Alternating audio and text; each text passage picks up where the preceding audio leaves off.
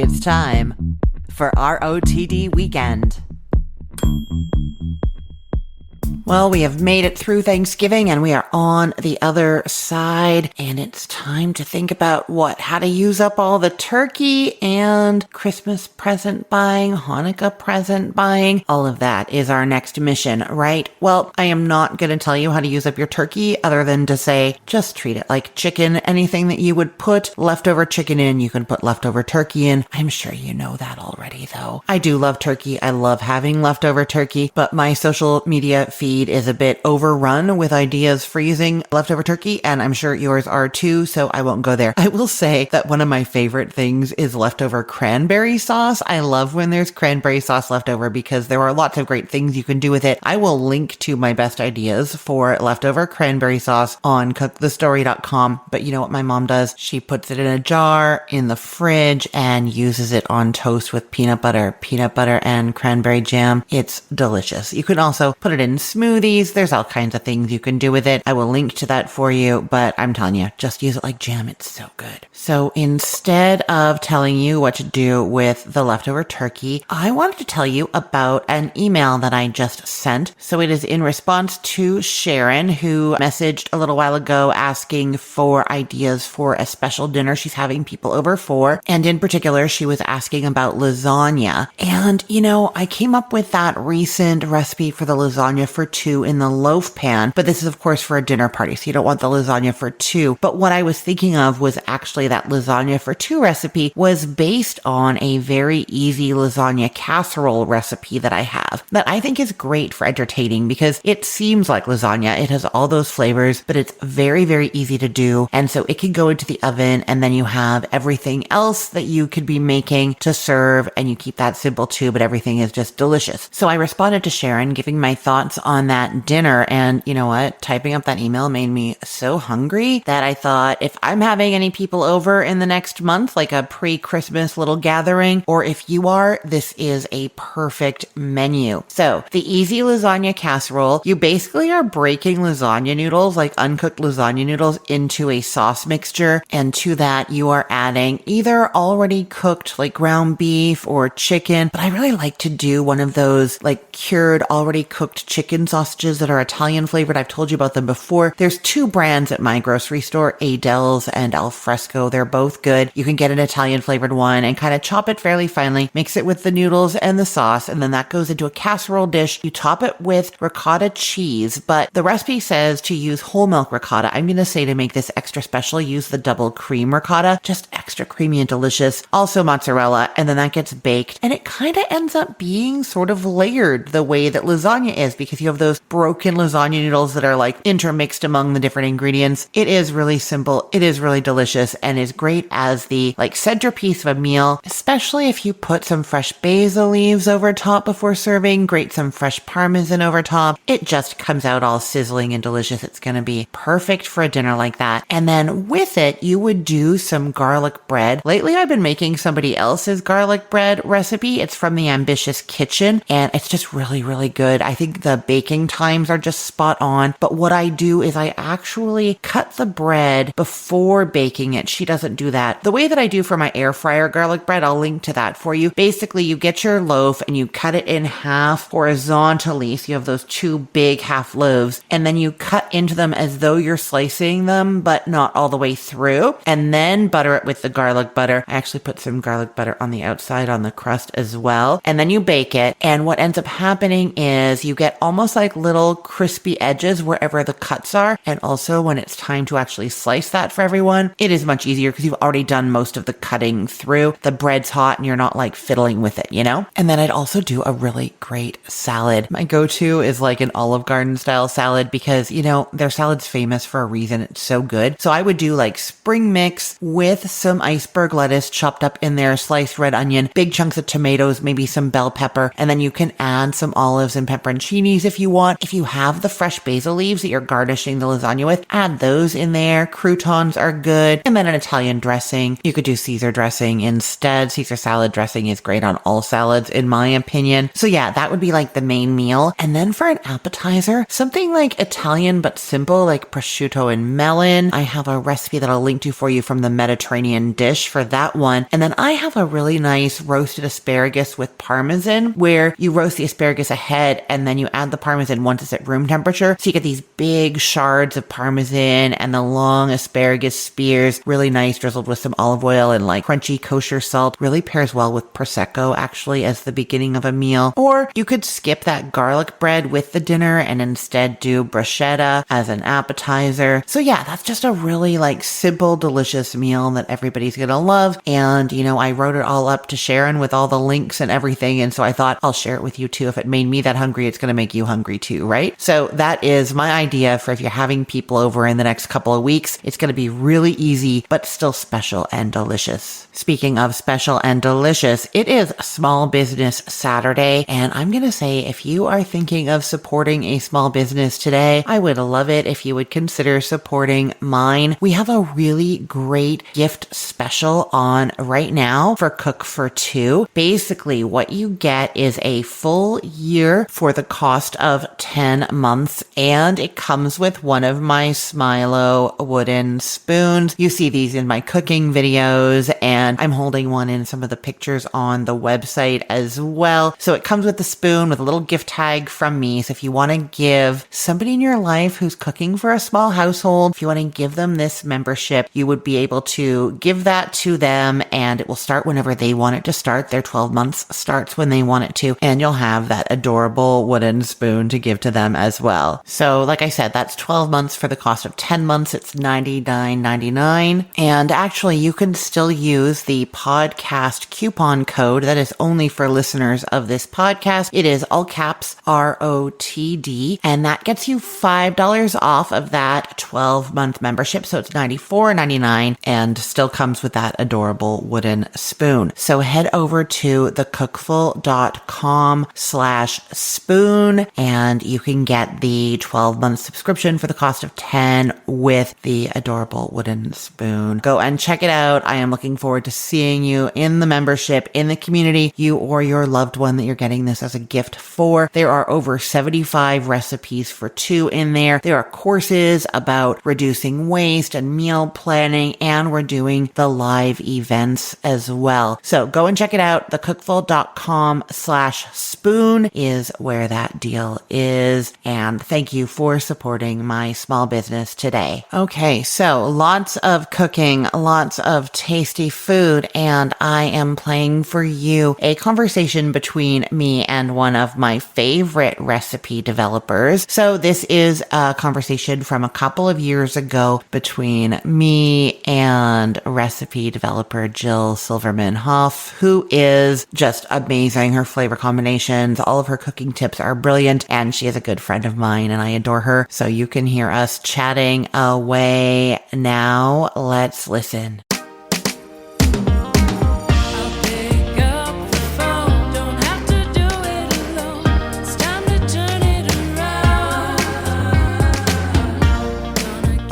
Hey, Jill, welcome back. Thank you so much for having me. It's great to be back. I always love talking with you. You know that. Me too.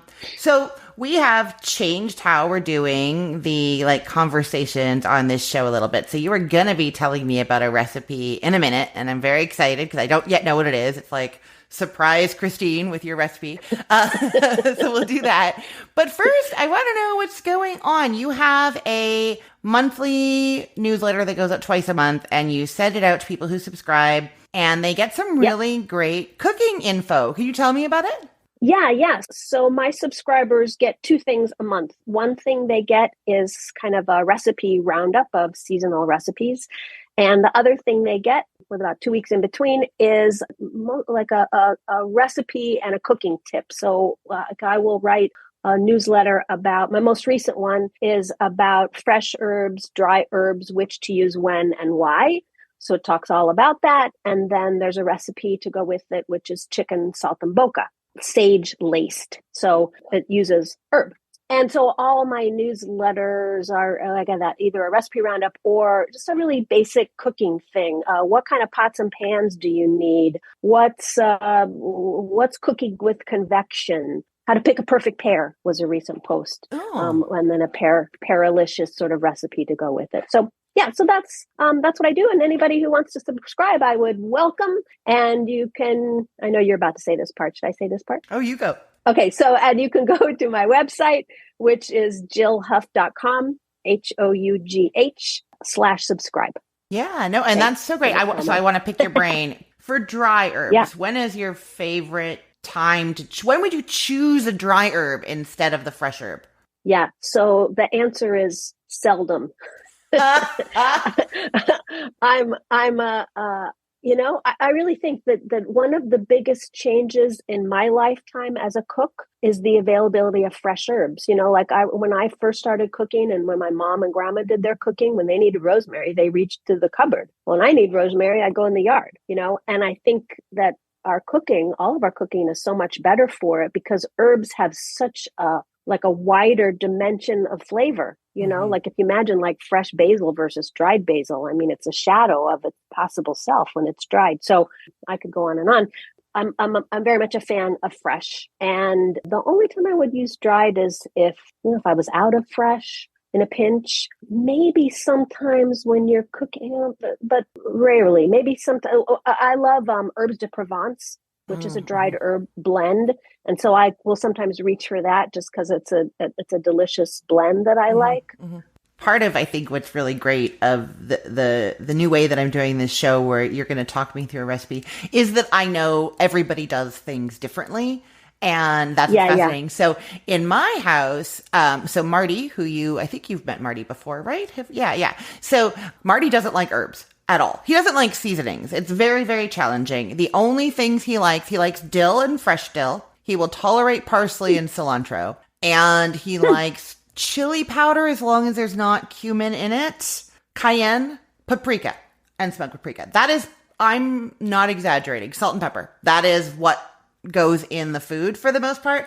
And what that actually means is that I don't have a lot of fresh herbs because I don't have a lot of use for them. And then when he isn't here and I'm cooking, then I'm turning to dried most often, unless if I'm doing like a big recipe testing day and then I'll buy a whole bunch of herbs. I make sure that I have a bunch of stuff. Now I have the fresh in the house and I'm snipping them into everything. But in general, I don't have a herb garden or set of herbs because my people don't want them. I hear you. And that's definitely one of the drawbacks of fresh. You buy a bunch of parsley and you need a tablespoon of leaves. And so, the rest of it goes bad. Something I started doing the last couple of years is like snipping off end of you have a bunch of herbs, snipping off the end like you would flowers before you put them in a vase. Wash the herbs, wrap them in a paper towel so that the end is sticking out. Put it in a tall jar in some water in the put a plastic bag kind of loosely over the whole contraption and put it in the fridge, and they last a super long time. More than when I just used to wrap in a plastic in a paper towel and put them in a plastic bag in the fridge. But I got to say that I think, going back to what I said about, I think the drawback of fresh herbs is you end up with a lot of leftovers. I also think that's a drawback with dried, because if you don't use that jar within a year, that's going to go to waste too, ish. But I hear you. I thought you were going to say that with Marty not liking herbs, you use fresh a lot because you can add them at the end, like take out his portion and put in fresh. But yeah, we're leading up to a different conclusion than I thought. I do things. So if I have fresh herbs in the house because I've been doing something like that, I will do, like, we do a lot of burrito bowl style dinners where, because I have the kids and Marty doesn't like everything, and the kids they are them, everybody's having some rice, everybody's having some sliced steak, everybody's probably going to put some cheese on it, but the rest of the stuff, it's tomatoes, cucumbers, maybe there's feta cheese, maybe there's, like, depending on where I'm going in the direction. And then if I have fresh herbs, those are chopped up as part of one of those toppings. So that definitely, you're right, that does happen. Yeah. Okay, nice idea. This is exciting. exciting. So anybody who wants to get Jill's wonderful cooking tips delivered to their email, jillhough.com/subscribe. And now, drum roll. Jill, what recipe are you telling me about today? Today, I am telling you about herb pumpkin risotto with aged balsamic. Okay. Yes. I want to hear all about it and I want to eat it. Risotto is one of my favorite things to make on like a date night at home or something because you're forced to just kind of stand there and you can't get distracted. Is this a stand there and stir risotto? It is. Oh, wonderful. It Okay. is. How do you start with this one? Well, and I want to tell you, so I picked this for a couple reasons. One is the pumpkin, and we're sort of in pumpkin season here. And the other is just an opportunity to talk about the standing and the stirring and why. And I think a lot of people think that risotto is hard to make. And it's not hard to make. Like a monkey could stir. It's not, right. It's not a challenge. It's just that it takes time and some paying attention, like you're occupied doing something. But I think that sometimes people think that recipes that take a long time equals a hard recipe. And those are two different things. So part of why I picked it is pumpkin, but part of why I picked it is risotto is not hard. I love that you're saying that. And I will add to that, I think, by saying what can be hard with risotto is figuring out the other things that you're having with it. Because if you are stuck there stirring, then it can be hard to, so it's in that planning of like, what are we having with this risotto? Is there a salad? I'm making that first. Are we having some sliced chicken breast? That has to be like in the oven or ready to go in the oven. Or I need to know exactly when to put it in. Like whatever that is, that I think is the part that I certainly used to find challenging with making risotto, but I think that could be a big part of it. I hear you. But you could, you can have this as dinner, right? Like you can just have. Absolutely. Yeah. Absolutely. So then you don't have to do other things. There you go. I am writing down so that we don't forget because you are amazing at this and you have cookbooks all about this. When you are done telling me how to make this, I'm also asking you for a wine pairing. Okay, cool. So have that in mind. That question's coming. Okay.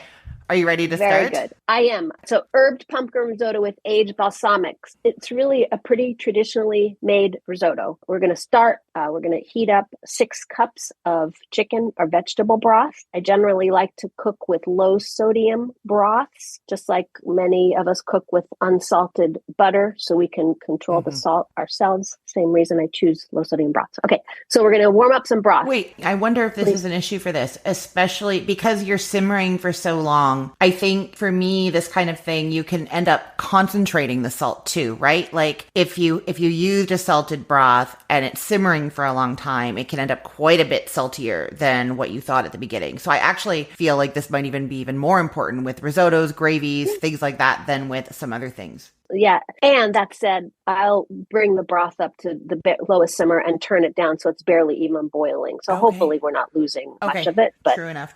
Okay, so heat it up and so then simmer. in another saucepan, I'm going to melt some butter and saute some onion. And when that onion sort of just starting to get soft, I'll add some diced pumpkin. And normally I think with a risotto, you'd let the onion sort of get totally soft, but I'm going to let it get partially soft and put the pumpkin in so that gets soft as well. Do you buy the pumpkin whole and like cube it or something? Or Yes. I assumed this was going to have canned pumpkin in it. I just thought it was going to have canned pumpkin in it. I did not know. Okay, good. So you get like a sugar pumpkin kind of thing? Let me back up. Yeah, so I get a sugar pie pumpkin. And I chose this because it has pumpkin, but also, people don't cook with real pumpkin. And it's the same diff as cooking like with a butternut squash or something. Same challenge, and I know just like a butternut squash, a pumpkin can sometimes be challenging to cut into, and you got to scrape it out and all that stuff. So if we want to get to it at some point, we could have tips about that. But it's just like the squash. And even I find that with most pumpkins, you don't have to peel it like you'd have to peel with the squash because the peel is soft enough that I like to cut it into quarters so it's kind of manageable pieces, scoop out the pieces and then dice and I'll cut up a little piece. And if it seems like the skin is really tough, a la a butternut squash, then I'll go and take it off with a vegetable peeler. But normally my experience with most pumpkins, sugar pie is the kind I use most often. You don't have to peel. Okay, and so then Soften it. I'm thinking if you're Yeah. using actual pumpkin, would you Yep. toast? Would you toast the seeds at the same time? Like you're never going to throw out the pumpkin seeds, right? When we carve a pumpkin, we always toast the pumpkin seeds, but they're never as good as the ones you buy at the store. I think because they're like these aren't the seeds meant to really be seeds, and it's hard to get the seed out of the shell. So I'm not a big saver of the pumpkin seeds. Okay, so you've got your pumpkin. Maybe you So peeled we it. could talk about how do you season them. Okay, go ahead. I know. Yes. It's a huge There's topic. a lot to talk about. So the pumpkin, and you've got the pumpkin in like quarter inch, half inch dice. Yep. Like Okay. quarter inch dice. Yep. Okay. Yep. So I'm adding the pumpkin and some salt and pepper to my saute with the butter and the onion. And I'm cooking that until it's all kind of tender. And then we sort of so far adding the pumpkin is the only sort of that it's not a basic risotto recipe. And now we go back to the basic risotto recipe. So now I'm putting in the rice, tossing it around a while, letting it get a little coated in that oil and a little toasted. And then I'm adding wine, stirring. So many questions. I love this because this is an experiment to see if this works. And I was like, I don't know if I'm going to have questions. I have so many questions. The rice, do you care? Does it have to be arborio or Valencia?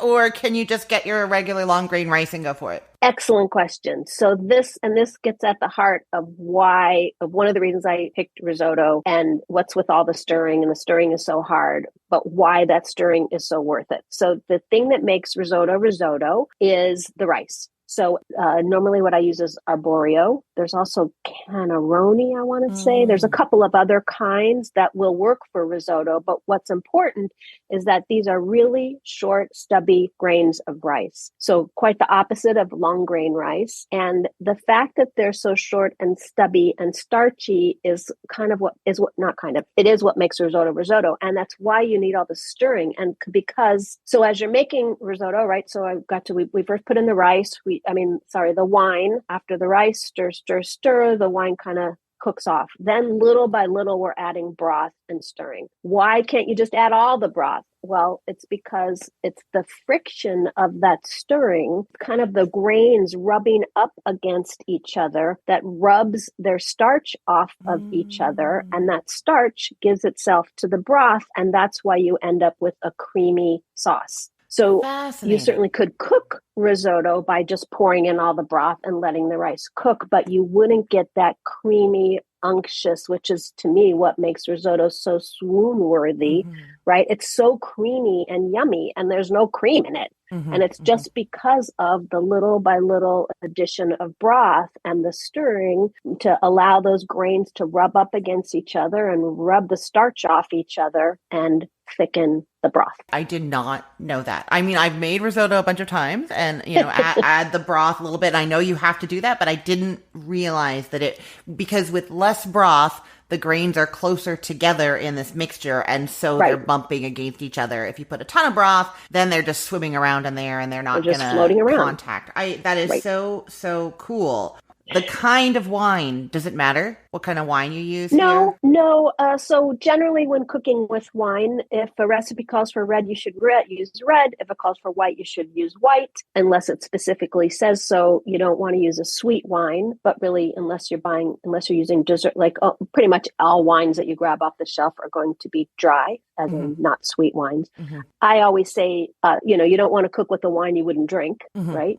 But on the other hand, don't use your most expensive wine in your cooking, because all of the nuance that makes an expensive wine so special are going to be cooked off in your cooking. So here I would use a white, and ideally we'll want to use the wine that you're going to pair a dish with is a good idea to use in the dish, but it's not critical. I was just going to ask that. I am completely in agreement. You don't use your best wine when cooking this, but I guess my question is, if I was doing this for a special date night and we had a really beautiful bottle of wine that we're going to have with it, would I then use the splash of that wine in the dish to kind of marry it for later, or would that is still just a waste? Use the same variety and don't go there.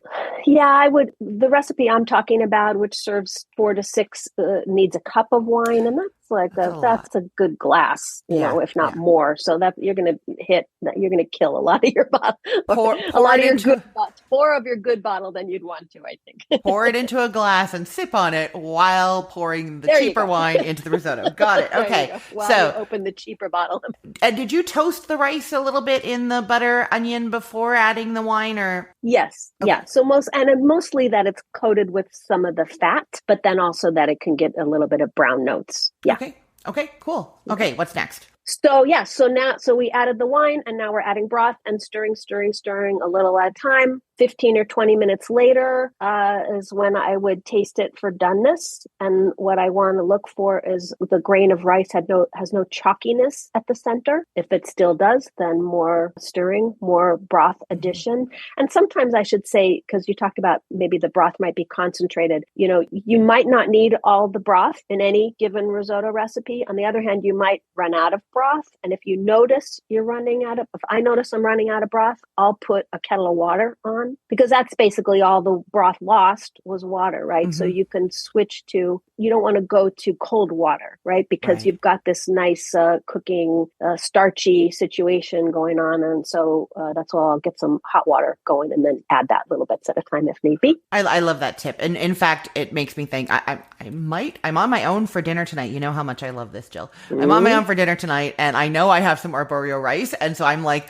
already thinking about it. And I am going to turn the kettle on before I even start because I think that's brilliant. I love that. Not a bad, yeah, never hurts, right? So and I'm going to back up. In this recipe, when I add the pumpkin, I also add some rosemary. Oh. So it's cooking along here with this. Fresh chopped rosemary. And rosemary is one of those herbs that is so like hardy and woody that it can stand to be cooked all this time. And it'll help soften it and release its flavor. Unlike if I was going to be adding basil or cilantro, I'd put it in way at the end. We talked about fresh versus dry. Yeah. So now all the rice is done. It's soft. So then I'm going to check the consistency of the risotto. I want it to be a little looser than how I want to ultimately serve it. And that's because my last step is going to be that I'm going to add a little bit of butter and some cheese, some grated Parmesan, and the cheese will sort of firm it up and thicken it up. So even if once it's done, I'll be like, okay, but is it as loose as I want? And if not, a little more broth or water. And then add in the cheese and maybe a pat of butter and salt and pepper to taste. And then plate it. I'll garnish it with a little more rosemary. So it's an unctuous, creamy, rich, yummy, herby, pumpkin-y bowl of deliciousness, which I think is just not possible if you want to do any risotto shortcuts. And then the cherry on top is I drizzle some balsamic vinegar. And there's something to me because risotto is creamy and unctuous and rich, and the counterpoint of the light and bright tickle. It's still earthy, right? Because balsamic vinegar still has some of those deep notes to it, but the tickle of the light brightness is a really great juxtaposition. And you're using like straight up balsamic vinegar, not like a glaze or nothing like that, just the plain nice balsamic vinegar. Right. Yeah. This is where I would use a good one, but not necessarily any not one that's like been sweetened or glazed or reduced or anything. Right. Like It's that. not you're not adding good syrupy. Right, not a one. syrup. You're not adding something sweet. You're adding richness and tang and depth there. And so you would just drizzle that on top of the portion before serving? How much about of the balsamic is going on per person? Is it like a quarter teaspoon or like a tablespoon? Teaspoon and a half a tablespoon maybe. Teaspoon and a half, I would think. Okay. Just a little drizzle. Like you would see, olive oil drizzled on top of a soup before you serve it or something like that. It sounds delicious. I want to know wine pairing because, anybody listening, I will put links to Jill's wine pairing cookbooks in the show notes. She has 2 of them and I own them. They are beautiful. I love them. I turn to them for pairing ideas all the time. And so, pairing expert, what is the wine that you would serve with this dish? Well, I was actually talking about this with my husband last night, and he initially suggested Gewürztraminer, which would be a kind of rich white wine that is often a little bit off dry because pumpkin is a little bit sweet. And when there's a little bit of sweetness in your food, it's good to also have a little bit of sweetness in your wine. But I say that it's really, even though pumpkin is a little bit sweet, by the time it's cooked on the Parmesan, on the rice, on the balsamic, and the rosemary, this is not really a dish that has sweet notes. So I would probably go for a Chardonnay or maybe Viognier, both big, rich white wines to go with a rich, similarly rich, but not, right? There's nothing in here that would call for red notes or a red wine, but you do want a heavy white. I love that. It sounds amazing, and I don't know why I don't cook with pumpkin. I'm just like in this like. Also, I want to say what I love that you've done here, and I think this is something that, as far as I understand it, people in Europe are very familiar with, but people in North America tend not to be. And that is doing pumpkin and even butternut squash in those really savory ways, as opposed to, we so often see like pumpkin soup here is a sweet cinnamon thing, or do you know what I mean? Yeah. Instead of being like with bacon and sage and like and going in that direction. And so I really, part of me was like, oh no, is this going to go into that cinnamon nutmeg kind of pumpkin risotto? But I'm really happy that it stayed in this like savory, luscious, herby place. Cool. And I should tell you that the recipe is on my website. So if anybody wants the actual written down recipe, you could go to jillhough.com and just search for pumpkin risotto. That is perfect. I will actually put that link in the show notes as well so people can find it very easily. Cool. Well, thank you so much for doing this with me. I loved it. I'm super excited. Thank you for being on the show again, Jill. Thank you for having me. Now I think we're going to both have to go make some risotto because now I'm hungry for it. I know, me too. I'm not kidding. That is what I'm making for my alone dinner tonight. I'm so excited. You must get always hungry after these conversations. Always.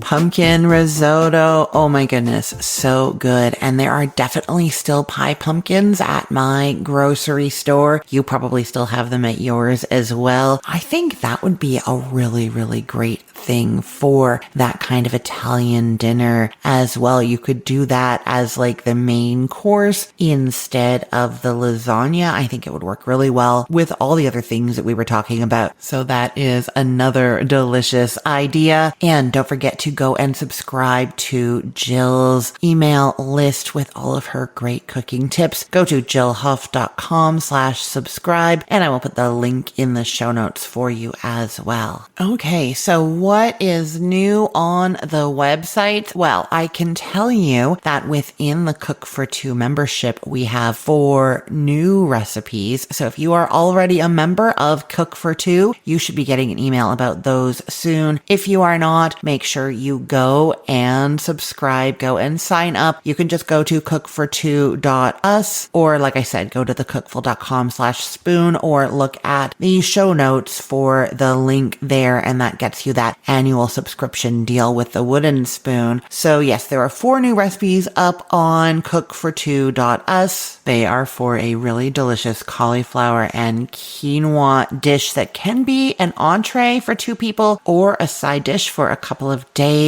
There are some really good air fryer stuffed chicken breasts and a 1 skillet chicken dish that I am obsessed with. So those are on Cook for Two. And then on my other websites, I have the recipes that I actually told you about on this show this week. Those were the new ones. So there are those really easy pork and beef meatballs, just 3 ingredients because one of those ingredients is extra special. So those are up on thecookful.com. And then the mulled wine recipe, my classic recipe for mulled wine, has been revamped and is up on cookthestory.com. So those recipes are there. This is a great time of year to start making mulled wine. It makes your whole house smell like Christmas. So wonderful. I can't believe we're almost in December. Definitely time for mulled wine, right? And I know I have stopped telling you about what is coming up soon on the site, but I am looking and I'm so excited. There is a smothered pork chops recipe going up this week on Cook the Story, and some pizza stuffed peppers on the Cookful. Oh my God, those are so seriously good. You are going to love them so much. So that is going up this week. As to what I am cooking this week, well, if you've been following along, you know that as this is going live, as you are listening, I'm actually in Miami with with Marty and my kids, and we've tied in a visit with his mom. So we'll be getting back on Sunday, and I don't think I have any real solid plans for what I'm cooking this week. I know that I need to do another test on some barbecue baked drumsticks, and I also am doing another round with the kotlete. That is a dish that Marty loves. It's a Polish ground beef and ground pork, kind of like little mini meatloaves, really, really delicious. Those are both on my list to do soon. I'm just not positive that I'm going to get to them this week. I always have big plans for when I get back from a trip, and then I get home and the fridge is empty and there's chaos and I'm unpacking and I have work to catch up on my computer, and I don't make it into the kitchen other than to make us dinner. You know what I mean? So I am not going to put too much pressure on myself for this week. But if I do anything, those are the things that I will be doing.